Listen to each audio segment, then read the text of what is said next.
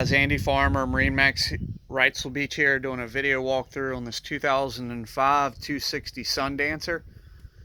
Gentleman keeps it here on the ICW under a sheltered boat house. Take a look at these cushions. Got a few cracks on the edges. Tops of them look good. Could use a good detail. I think they would clean up okay. Other than you've just got a few areas where the vertical faces are cracked. Coming up with the helm, you've got a Garmin 7400 touchscreen unit there, standard horizon VHF radio, but it has a remote spotlight that works up and down, side to side. Trim tabs there, anchor windlass appears to be functioning. Ran through the accessory switches there, they all seem to work. Did not check every light, but the main things like the wiper, the bilge pump, the blower, the horn all work. Smartcraft gauges are in okay shape. Just check the hour meter, 299 hours on it. See you're missing one of the panels on this side. The other ones are in fairly good shape. Scrolling around to this port side lounge. No rips in those cushions at all. Could use a good cleaning. Canvas on this boat is the green color. It does have the full enclosure. It's original, but owner reports to be in good shape. Got some tape there, but I don't see any kind of holes or anything. It is original, guys. Neat thing about this boat is it's equipped with a 8.1 liter 496 Mercruiser with a Bravo 3 stern drive. This is one of the only 260s I've seen since I've been in the business with that big block V8 in it. But it was also, or is also equipped with a generator. Appears to be done aftermarket, basically 50 hours on it. But the boat does have a Jenny. TV. There's your AC controls. The boat's up out of the water, so I don't have any of that stuff on. So you can see these cushions down below are in good shape. It's made for the berth. Flip this over and then you've got your table.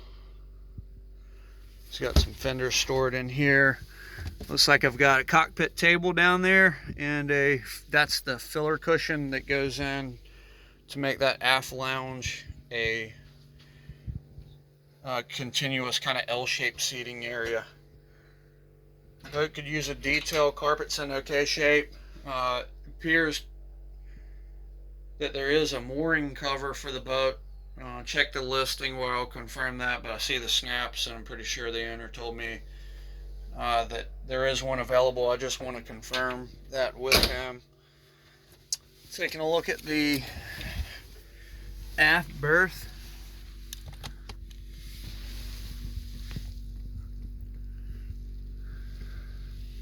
This appears to be in good shape. I don't see any kind of water stains, previous stains or anything like that back there. Upholstery down below is in good shape. Let me open this accessory panel. So there's your normal C-Ray accessory panel, 12 volts down below, 120 up above. And then this down here is the generator control. The way it appears to be wired, this center button starts the generator. There is no switch over here. You have to go down below and flip the breaker on the generator to send power to the panel. Got a Clarion stereo. There's your AC/DC light switch, and then there's your DVD player for the TV. Show you headliner. Don't see any kinds of, got a little bit of mildew starting from just the boat sitting here without AC on it, if I had to guess, but I don't see any kind of leaks or stains. Nothing that a good detail can't take care of. Got storage underneath these V-berths. Got alcohol electric stove. Refrigerator's on. Needs some cleaning, and those wire racks are starting to show some corrosion there. But it is on and appears to be cool and fine. While I've got you here, take a few more minutes of your time and just open up this engine compartment. Show you that big block V8 that I'm telling you about. Most of these boats had a 350 mag in them. Very few of them had 6.2 liter, which will bump you up over the 300 horsepower mark. I think that was a 320. And then this boat has the 375 horsepower, 496 in it, which candidly is really the right power for this boat. I'm not sure why we didn't see more doing it. Hot water heater, batteries, holding tank. There's your exhaust for the gen. And over there, let me see if I can get you a picture of this generator. Whoever put it in used a stainless steel plate on the bottom, which is absolutely better than factory. We all know that those plates don't last forever. Get your hours off of there, 48.4. There's the breaker switch I was telling you about. You got to flip, send power to the panel. There's your generator exhaust. So, not sure who installed the generator, but it appears to be